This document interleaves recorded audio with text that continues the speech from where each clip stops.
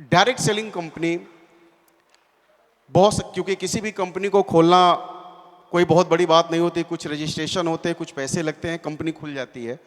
लेकिन सर ये हम जानना चाहते हैं कि किसी भी डायरेक्ट सेलिंग कंपनी को खुलने से लेकर के उसे बहुत बड़े लेवल तक ले जाने में क्या शैक्षिक योग्यता का महत्व होता है या नहीं होता है सर? अब देखिए, ये बड़ा जो सवाल है आपका, ये एक बहुत कॉम्प्लिकेटेड सा सवाल है। मतलब होता भी है और नहीं भी होता है।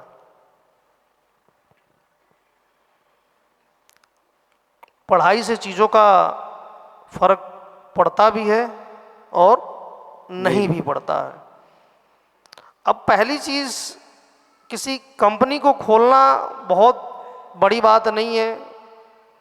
महत्वपूर्ण बात यह है कि किसी भी चीज़ को दूरदृष्टि के साथ, अच्छी सोच के साथ, बड़े विज़न पे लेके जाना। और किसी भी चीज़ को ज़रूरी नहीं है कि हम अनुभव के साथ चीज़ों की शुरुआत करें और उसी के दम पे बहुत बड़े दूर तक चला जाए। तो चीज़ों को अगर शुरुआत करनी है और कुछ हद तक लेके जाना है, तब तो अगर आपके पास शैक्षणिक योग्यता नहीं भी है तो आपका काम जा सकता है, जो मेरा अपना मानना है। जी जी।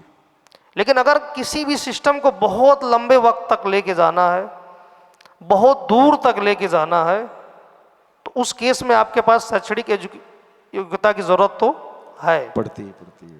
अगर हम आयुर्वेद की ही बात करें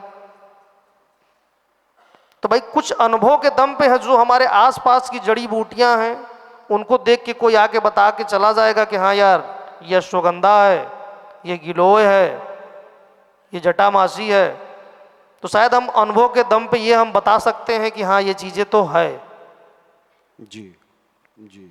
देखिए, जब बात किसी भी चीज़ के कमर्शियल प्रोडक्शन की आती है, देखिए, तो वहाँ पे तो शैक्षणिक योग्यता की ज़रूरत तो हमें पड़ेगी। क्यों? क्योंकि हम चीज़ों को बहुत बड़े लेवल पे लेके जाना चाहते हैं, और जब बड़ी विज़न के लिए कहीं ना कहीं ज्ञान की ज़रूरत तो पड़ती है। सर ये सवाल इसलिए था क्योंकि आज मार्केट में बहुत सारे ऐसे डायरेक्ट सेलिंग के डायरेक्टर हैं जिनकी शैक्षिक योग्यता हाई स्कूल, इंटर या ग्रेजुएशन किए हुए हैं, और वो कंपनियां खोल लेते हैं, और खोलने के बाद वो कोई भी किसी तरह का भी पे आउट या बिजनेस प्लान ला के लॉन्च कर देते हैं। थोड़े टाइम के बाद क्या होता है कि उन्हें बहुत सारी चीज़ें नहीं पता होती, शायद शिक्षा उसका एक अहम कार्ड हो सकता है, जैसे जीएसटी हमें कब जमा करनी होती है, उसका हमें इंक्लूड किया नहीं किया, इस तरह की बड़ी सारी चीज़ें। तो सर एक टाइम के बाद क्या होता है कि प्लान कैलकुलेटेड नहीं हो पाता, बड़ी सारी चीज़ें वो नहीं जान पाते, और बाद में कंपनियों को प्लान बदलना पड़ता है या अपने पे आउट सिस्टम को चेंज करना होता है, तो जिससे लोगों का जो आत्मविश्वास होता है उस कंपनी में काम करने वालों का, वो नेटवर्क मार्केटिंग के प्रति उनका भरोसा खत्म हो जाता है। तो सर मेरा ये सवाल है कि जैसा कि आज 4 स्क्वायर हर्बल्स प्राइवेट लिमिटेड के जो भी लीडर्स हैं, जब वो मार्केट में जाते हैं तो दूर दूर तक कोई नज़र नहीं आता, क्योंकि वो सीना ठोक के बोलते हैं कि हमसे बेहतर प्लान और प्रोडक्ट हिंदुस्तान में किसी भी कंपनी का नहीं है। तो सर ये कॉन्फिडेंस के पीछे सर कहीं ना कहीं मैं ये चीज़ जानना चाहता हूँ कि सर हमारा प्लान या 4 स्क्वायर का प्लान, क्या ये फुल प्रूफ प्लान है, क्या ये पूरा कैलकुलेटेड प्लान है, या सर इसमें भी अभी किसी तरह की बाकी कंपनियों की तरह क्या ऐसी उम्मीदें हम कर सकते हैं, जैसे कि मैंने बताया हाई स्कूल और इंटर के लोगों ने एमएलएम खोल लिया, डायरेक्ट सेलिंग कंपनी स्टार्ट कर दी, और बाद में क्या हुआ कि वो चला नहीं पाते? अब देखा जाए दिलीप जी, तो लगभग हम लोगों को 3 साल पूरे होने को आए हैं। जी जी। और जहाँ पे आपने शिक्षा की बात करी, अनुभव की बात किया, तो 2012 में मैंने अपनी सॉफ्टवेयर कंपनी खोली थी, और 2024 यानी कि लगभग 12 साल हो गए। सबसे पहले जो आपका पहले जो सवाल रहा कि अनुभव और शिक्षा की बात, तो मैं अगर उन बातों पे आऊँ तो मैंने आपको बताया कि मैंने 2012 में अपनी सॉफ्टवेयर कंपनी डाली थी जी। और आज 2024 हो चुके हैं, तो लगभग देखा जाए तो 12 साल हो चुके हैं। इन 12 सालों के दौरान हम लोगों ने बड़े बड़े कंपनीज के लिए भी काम किया। इवन टाटा जैसा इतना बड़ा ब्रांड, तो टाटा का एक प्रोडक्ट है, मुझे लगता है कि यहाँ पे बहुत सारे घरों में भी होगा, टाटा स्काई। जी। तो टाटा स्काई का जो कस्टमर डेटाबेस का जो पोर्टल है, उसके साथ हम लोगों ने काफ़ी लंबा काम किया। जब भी एक कोई कनेक्शन हिंदुस्तान में होता है और आप जब कस्टमर केयर पे कॉल करते हैं तो उसको कैसे पता होता है कि ये कनेक्शन किसके नाम से है? जी। कहीं ना कहीं कोई ना कोई सॉफ्टवेयर होगा, कहीं ना कहीं वो एक एंट्री होती होगी। इसी तरीके से दिल्ली एनसीआर का जो पूरा का पूरा उस जोन है, उस पूरे दिल्ली एनसीआर के जोन में हम लोगों ने वोडाफोन के साथ काम किया। और वोडाफोन का काम भी, जैसे मैंने कहा ना कि हमारी कंपनी भी एक ज़रूरत और एक अचानक से संयोग पे खुली थी। तो मुझे बड़े अच्छे से याद है कि 2011-12 के दौरान जो वोडाफोन का जो सर्वर था वो अचानक से बैठ गया था, और जो उनके पास टेक्नोलॉजी थी उस टेक्नोलॉजी पे काम करने वाले इंजीनियर्स नहीं मिल रहे थे।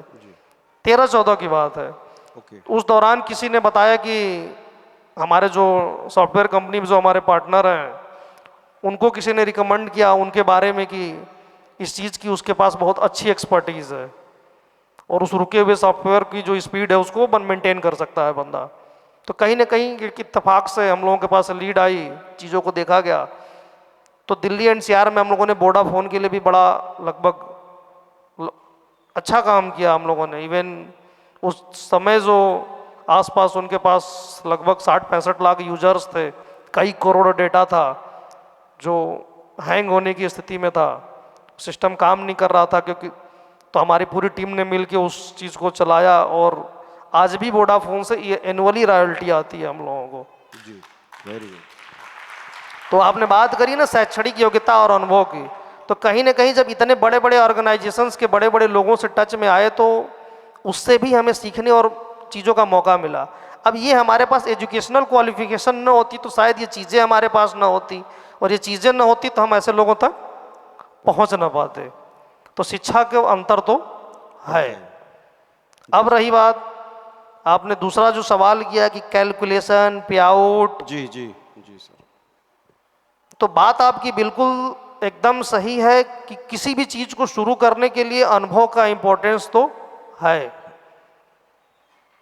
अब 2012 से 2014 आ चुके हैं, हम लोगों ने बहुत सारे डायरेक्ट सेलिंग और नेटवर्क मार्केटिंग कंपनीज के लिए भी सॉफ्टवेयर बनाया।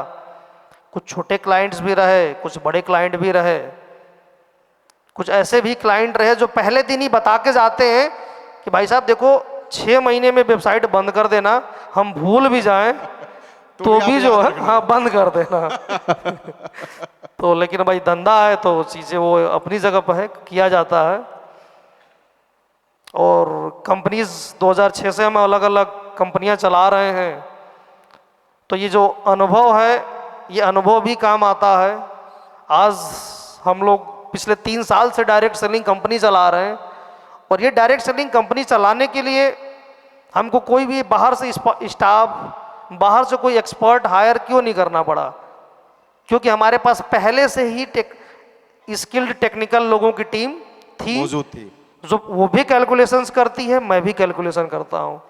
तो आपने बात करी ना कि लोगों का कुछ पे आउट गड़बड़ हो जाता है, कुछ लोग रेट बढ़ाने लगते हैं। जी बिल्कुल। तो आप अब यही तो एजुकेशन चाहिए प्रेसिडेंट साहब। जी सर। शिक्षा होती तो वो खुद कैलकुलेट करते, शिक्षा नहीं थी तो उन्होंने दूसरे से कैलकुलेट करवाया, हायर किया किसी और को। बिल्कुल। अब दूसरा सर्विस तो वैसे ही देगा, उसने वैसी सर्विस दी तो आपको घाटा हो गया। घाटा हो गया तो घाटे को पूरा करने के लिए आपने या तो पे आउट में कटौती की या रेट बढ़ा दिया। या तो रेट बढ़ा दिया। जी अब देखा जाए तो 2021 से आज 2024 में बैठे हुए हैं जी। हम लोगों ने। एक भी प्रोडक्ट का 1 पैसा भी कीमत बढ़ाया हो तो बता दीजिए। जी नहीं, सारी चीज़ों के तो रेट बढ़े हैं, लेकिन 4 स्क्वायर हर्बल्स प्राइवेट लिमिटेड के किसी प्रोडक्ट का रेट नहीं बढ़ा है। बिल्कुल सही बात सर। हाँ, एक चीज़ और भी है कि बहुत सारी कंपनियां पे आउट को, अपने प्लान को चेंज करती हैं, बल्कि उल्टे ये हुआ है कि 4 स्क्वायर ने अपने प्लान को अपडेट किया, लोगों के हित में निर्णय लिया। बिल्कुल सही बात है कि अब देखिए शिक्षा की जरूरत यहीं पे तो है कि हमने तो 1000 रुपए के प्लान से शुरू किया था और आज हम 1200 के प्लान पे आ गए हैं बिना 1 पैसा रेट बढ़ाए, जबकि पीछे से सप्लायर क्या 3 साल पहले हमें उसी रेट पे पैसा दे रहा होगा, उसी पिछले 3 साल में हमारी खरीद के रेट्स बढ़ गए, बिल्कुल।